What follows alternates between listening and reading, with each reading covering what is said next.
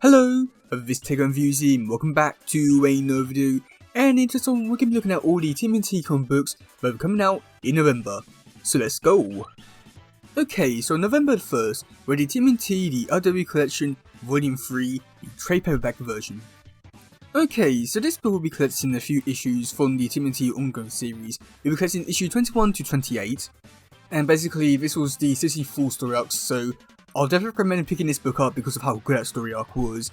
And this book also collects the micro series for the villains such as the Old Hob, Alapex, Karai, Hun, Beaver Rocksteady, and Shredder, and also has the 2012 annual. So I must admit, it sounds like a pretty decent book because of all the things you get inside of it. Now this trade paperback book has 404 pages and I'm going for $40, and I must admit, it does sound like a good deal. However, you can find this book for the actual hardcover for about 40-ish on Amazon, so I do think that is maybe a little bit of a rip-off, and I do think that you should probably go for the hardcover book if you like roughly getting it for the same price, so I do find it a little bit weird there, but other than that, I'll definitely recommend it because of what you get inside of it, and also the Seattle story arc is probably one of the best story arcs they ever created, so I'll definitely recommend it. Okay, so going over to November 8th, we do have quite a few books, and I must admit they're interesting for a few reasons. So the first one we have is the TMNT vs Street Fighter issue number 5, and now this issue will be the final one for the story, and I don't know if that's going to be a good thing or a bad thing, but I guess we'll have to wait and see, but I'm confident it could be decent, at the very least. Okay, so for the description, it is miniseries final. The TMNT and Street Fighter stand together against Baxter Stockman and then Bibson at last. Where Lance now set our heroes' combined strength should be enough to defeat the bad guys and shoot off the Psycho Bomb to save the city. But there's one variable none of them accounted for, but Shredder has joined the fight, and his allegiance is to himself. Now I think that this description is okay, but I do feel still like they're trying to keep away as many spoilers as they can, and I think that's okay and good, but I do feel as though that because we know what's happened in the last few issues, it just feels as though that this whole description is a little bit weird and a little bit off because of certain things, but other than that, it sounds pretty decent.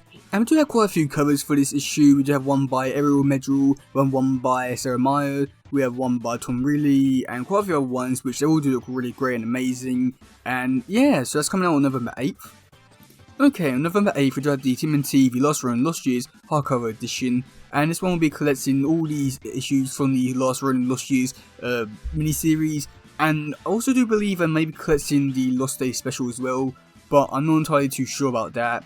Now this book is going to have 208 pages, it's going to go for $30, and I think that it sounds like a decent price, and what we get inside of it, decent, and I think this could be good and great. I mean, I'm probably going to get this one just because I've got the Last Ronin one, so I might as well complete the collection. But it does seem like a pretty good deal, but yeah, I don't know what to really say about this one, just because I've already talked about the issues beforehand, but you know, it's coming out on November 8th.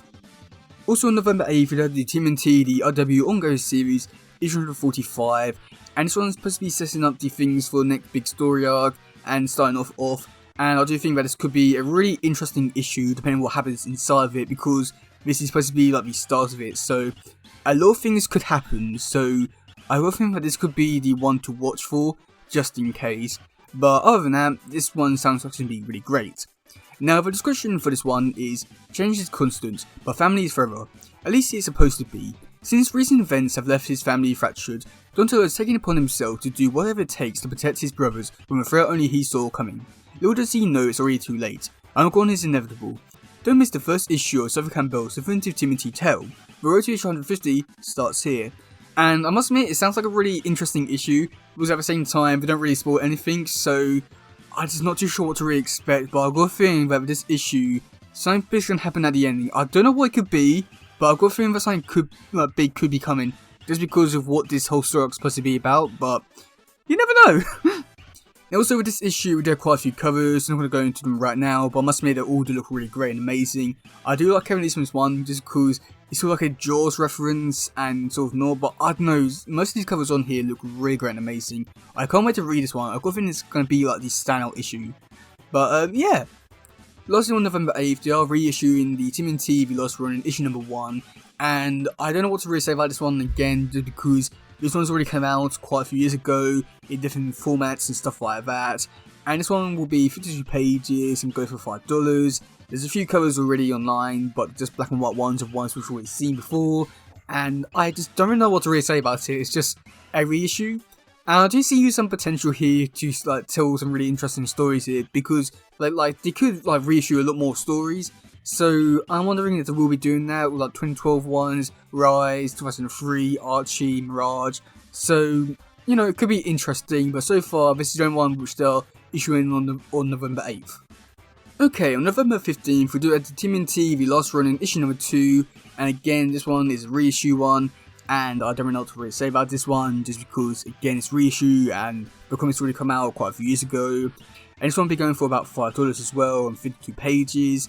And, yeah, if you don't have it, then this might be a chance to get it. So, yeah, it's coming out on November 15th. Also, November 15th, we do have the TMNT, the Armageddon Game hardcover edition.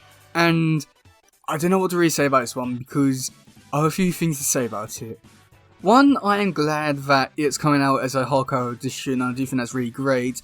However, they are leaving out a lot of big stuff with the ongoing series, because that had a lot to do with the actual like Armageddon Game stuff. And, you know, if you were to read this whole like series, or this whole book I should say, you'll be missing a lot of information, so I do find that to be really weird. But this one will be going for $30 and have 240 pages.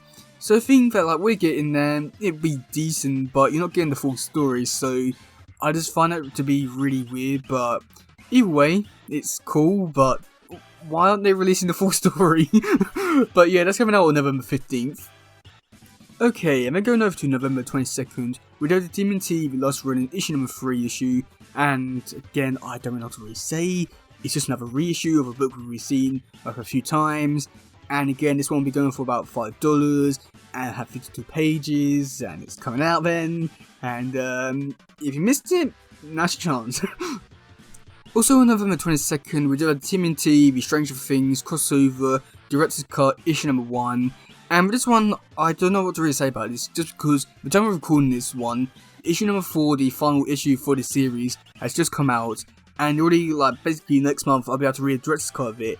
It does feel a bit weird, but there could be some interesting things in this one. And basically, this one we're having some more like concept art and basically some script stuff, some behind the scenes stuff for this series, which I do think could be really fun and really interesting.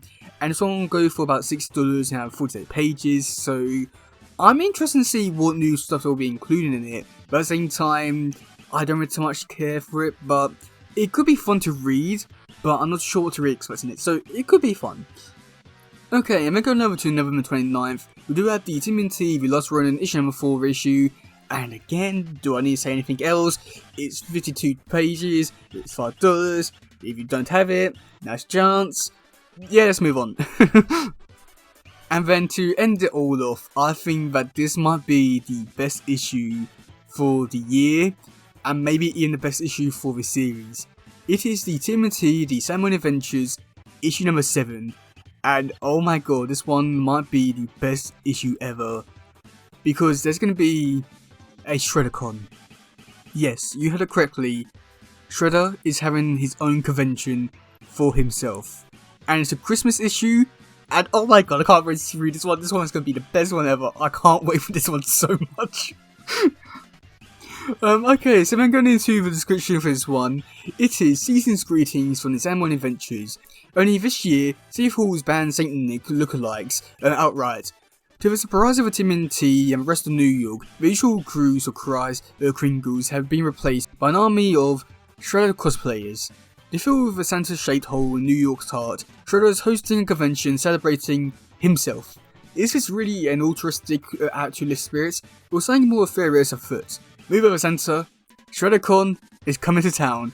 And oh my god, I don't know what to really say about this one. I got a big smile on my face just thinking about it, and I can't wait for this one.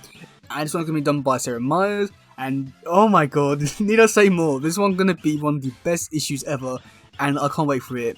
And even just looking at the actual covers themselves, they look so amazing. Jack Lawrence one looks amazing, seeing all the Shredders there, and it looks so great. It sort of like reminds me of like Where's Wally, in that kind of regard. With like seeing all the shredders there, I just love it.